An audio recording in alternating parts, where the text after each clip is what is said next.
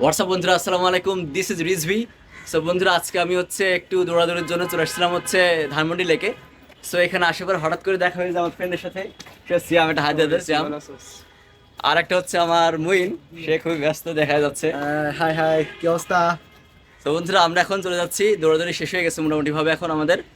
So যেহেতু ঢাকাতে last day আজকে আমার, কালকের দিনটা হয়তো থেকে অথবা কালকের দিনে চলে যাচ্ছি আমি। So just it will remain as a memory. And obviously এটা আমি ইউটিউবে এবং ফেসবুক আপলোড করবো ইনশাল্লাহ। অ্যান্ড সিয়াম কিছু বলতে চাস, তুই বল। হ্যাঁ, সমস্যা নেই।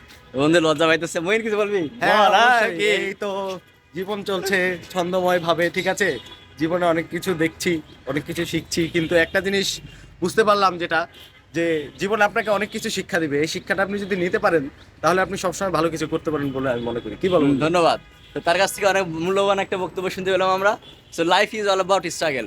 যেদিন থেকে আমরা মাটিতে পা দিয়েছি সেদিন থেকে আমার দৌড় শুরু, না কি মইন?